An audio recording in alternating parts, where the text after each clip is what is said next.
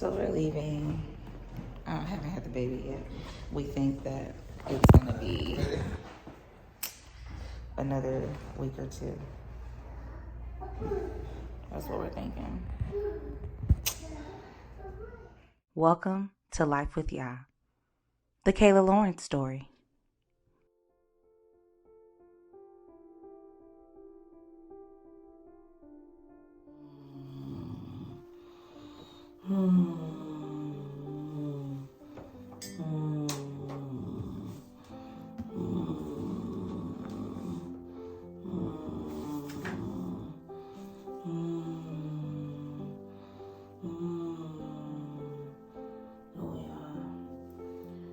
Searched me, and you know me. You know my sitting down and my rising up. You understand my thoughts from afar.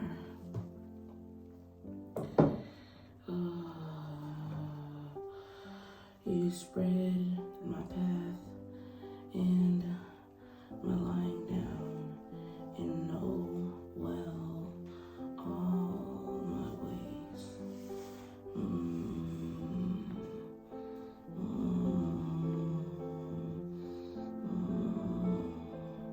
But there's not a word on my tongue. But see, oh yeah, you know it all. You have closed me in, behind and before. Oh yeah, you have searched me and know me. You know my sitting down and my rising up. You understand my thought from afar. You spread my path and my lying down and know well all my ways. For there is not a word on my tongue. But see, oh yeah, you know it all. You have closed me in, behind and before. And laid your hand upon me. This knowledge, it truly is too wondrous for me. It is high, I cannot fathom.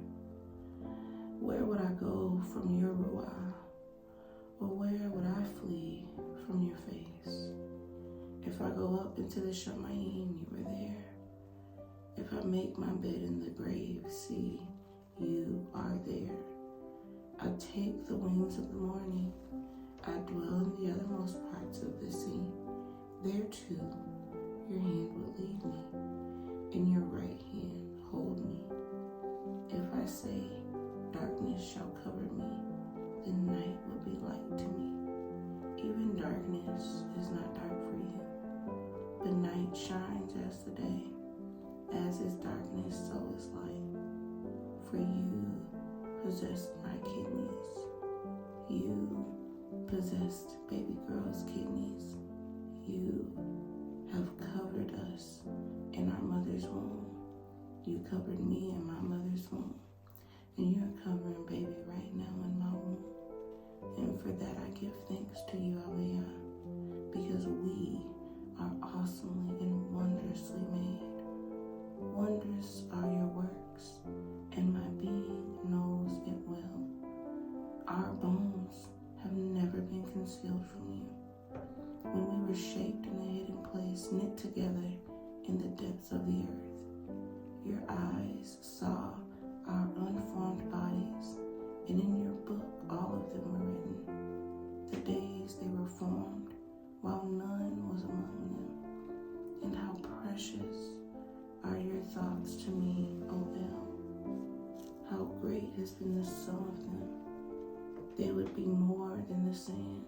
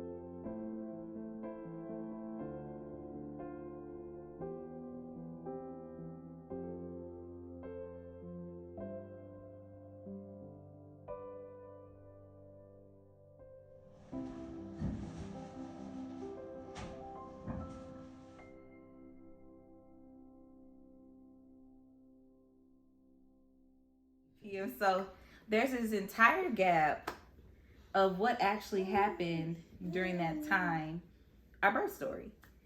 What Boo did not say yet is that when did you pray the prayer?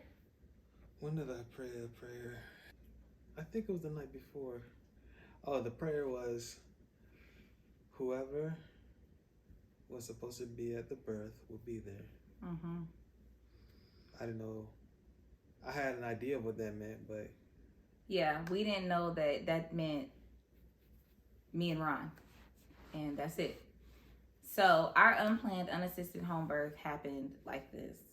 Starting at 2:14 a.m., I started to have more contractions.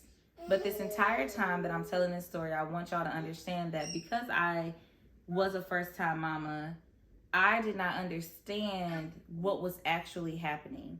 And I was leaning on my midwife to help me better understand what was going on. So let's just fast forward to it's around 4:45, and I'm literally in that magnesium bath praying. Then I have the bloody show. After the bloody show at about 10, I called my midwife to let her know that I had some bloody show. But I truly believe that Abba did not have for her to see or know or connect the dots that I was actually in labor.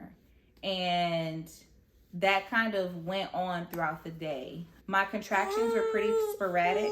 There were many moments of I would have some intense contractions. So I, throughout the day, was having contractions. I'm doing stretches and all kind of stuff to help with the contractions that I was having. But Ron was off at work because we didn't think that I was in labor. We just thought I'm in pain and I'm uncomfortable. So from about 10 to I would say 1, Ron wasn't here, and I was just on the phone with the doula that I had.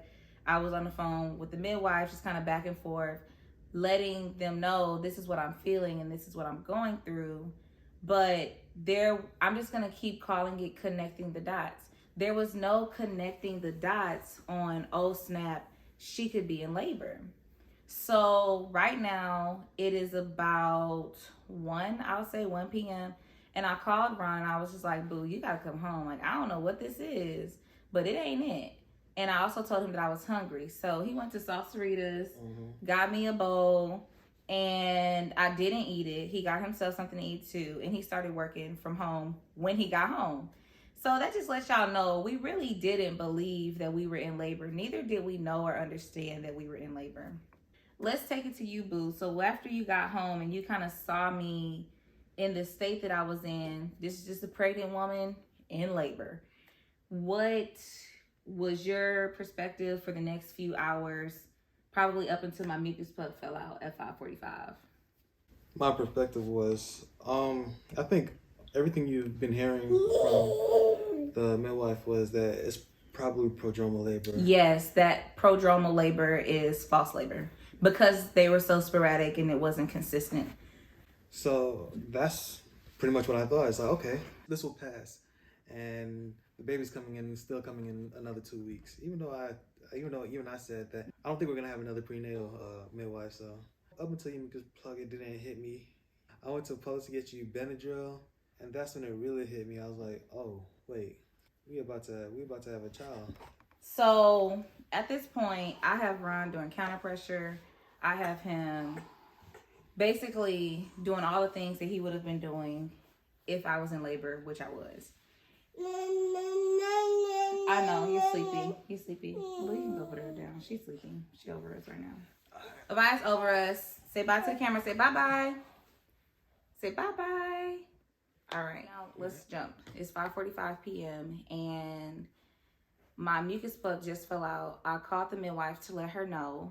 She was very calm about it. I called the doula. The doula was on her way to a prior engagement. And so neither one of them were on their way here, basically. And for the next, I would say 3 hours, I went through some contractions where I started to actually time them. And I still had a few sporadic contractions that would make you think that it was false labor. But then I started to have what I call cluster contractions, where it would I would contract and I would hit the peak of my waves, which is how I describe contractions as waves. I would hit the peak of my wave, and as I thought I was coming back down, I would go right back up. So that started to happen where my contractions were clustering, and I was like, ain't no way this is false. This is real. Because if this is false, this can't be the punishment because Eve ate the fruit. It can't be it. These are all my thoughts, but I'm just like, it is what it is. Whatever is happening is happening. And I finally called the midwife probably maybe around 8 o'clock. And I let her know I'm starting to feel like the urge to push. Like the contractions are so intense. There's so much energy. The only way that the energy can be expelled is if I push. And she, because the dots had not been connected yet, didn't think I should be pushing. She told me to take a bath, do some water therapy, and that'll help with the pressure. So I mustered up some strength, and she told us to call her back in the hour. And if the contractions were still consistent, if the contractions were a minute in length, 3 to 5 minutes apart, then that likely means I'm in labor. So she told me to call her back. Avaya was over us, y'all.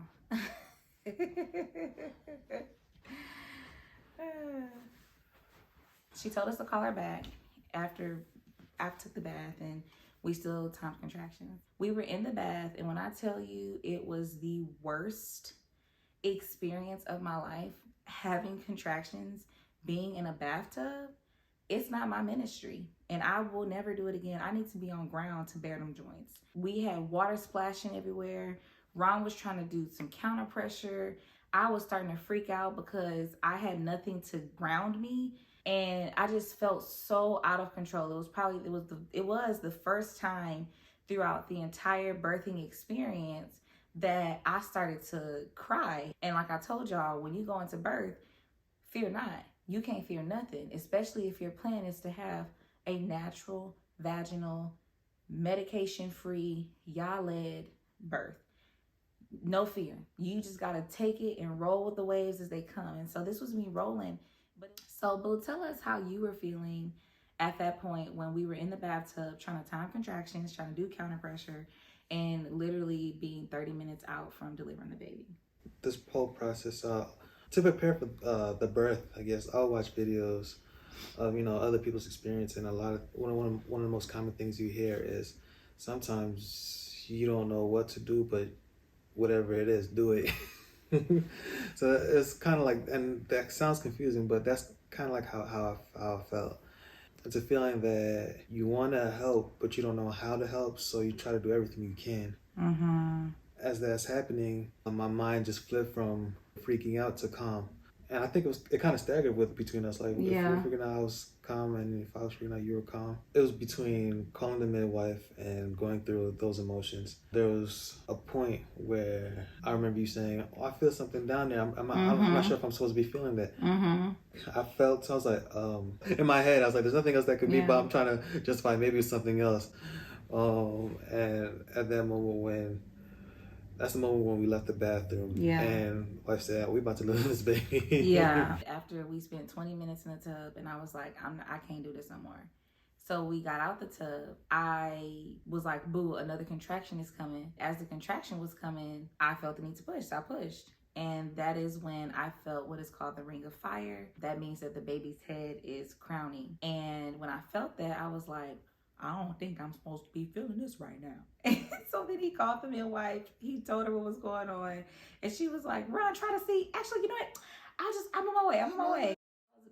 Her drive was something like 40-45 minutes. And I was like, "Boo, we about to deliver this baby. That's what's about to happen." So I literally crawled from the bathroom floor to the middle of our bedroom floor. And I told him, "Go get the towels, everything. And we just gonna try to make this happen." As soon as I said that and I got situated on the floor, I was like, it's another contraction coming, boo. But instead of applying the counter pressure, I need you to think it's time for me to open up. And so I had him gently massage my bottom, which was golden. Fast forward, it's time to push. And I pushed the first time. You saw just above her eyebrows, and he like jumps up and is like, I see the head. I see the head. And then after that, I was like, okay, I'm gonna push. I was like, okay. At this point, I really had to listen to Yah because I did not want to tear. That was one of my main prayers, as you'll find in the book. My unborn child, I talk about how I do not want a first degree, second degree, third degree. I don't want any tear. I want this birth to fully glorify him, in that because I did do my part, he is honoring all the effort that I put in stretching my body as it needs to be stretched. So with that being said, I was just listening to him and I just heard, wait, don't push. So then I waited. And then the next contraction that I felt, it was like florid. So I floored it. And when I did that, I'm pushing, and Avaya, she comes out just past her eyebrows? Mm-hmm. Comes out just past her eyebrows, but then she swoops back inside. And I remember saying to Ron, I was like, boo, okay, another contraction is about to come. But after this one, get the camera. I really want to film this. Y'all. That was the last one. That was the last one. Literally, that next contraction came, and I floored it, and the whole baby girl just whoop, came right on out into her daddy's hands. Mm-hmm. And it was just the most beautiful thing. I always tell people that it was in that moment, for the first time, if I did not know that God was real, if I did not know that there was a creator of the universe, in that moment, I found out. Because his voice was a sweet, soft whisper guiding me. It was so soft, yet full, because everything else was canceled out. And I just zoned in, tuned in, set my gaze forward, set my gaze heavenward, and said, Abba, drive. And that's what happened. And that is how our baby girl Avaya was born, and how we received the gift of unassisted home births. The woman has grief when she is in labor, because her hour has come. But as soon as she has given birth to the child, she no longer remembers the affliction, for joy that a man was born into the world. Yohanan, John 16:21.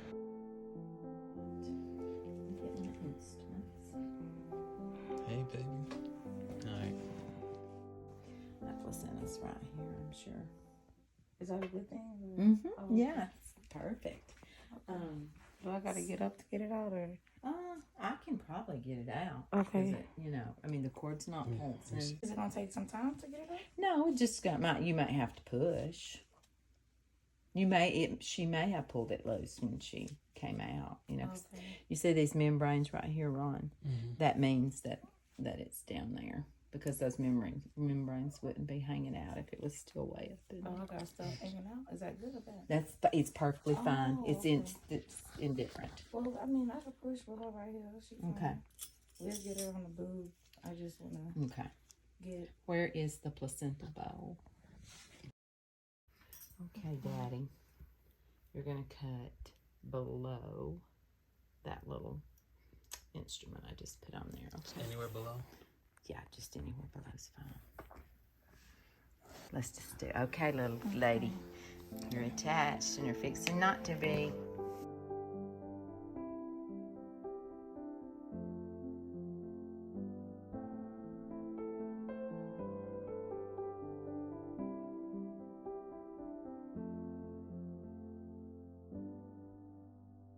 Okay, one finger, okay? She's gonna go in and make sure that your floor is intact. I'm sorry. Am I hurting you? I'm so sorry. You have a little tear out on the outside. That's all she's The gonna do. inside the floor is completely intact. Let me get that over. You look good. Yeah. You look really good. You do? good. That's You got amazing. a little bit down here, but we'll go over some, all the things to do. So is it like a first degree, a second degree, or? It's almost like it's kind of more, I'd say maybe a stretch. Yeah, it looks very good. That's good. Good job. It's just barely, and it's on the outside. It's totally on the outside. It's very You just normal. given- First time mama muscles too. Just raise it up.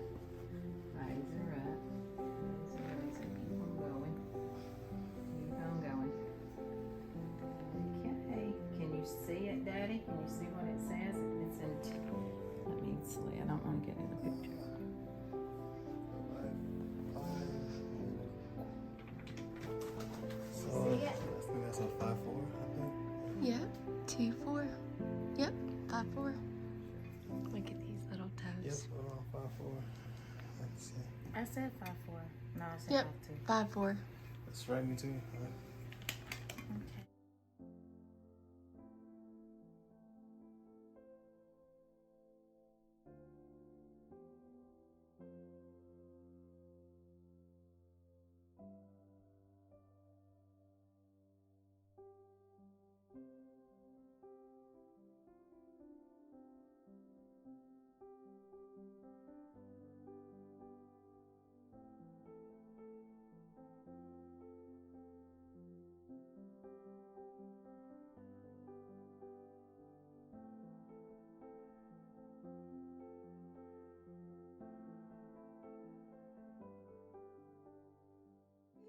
What's up, bub? You want to be free? You can be free.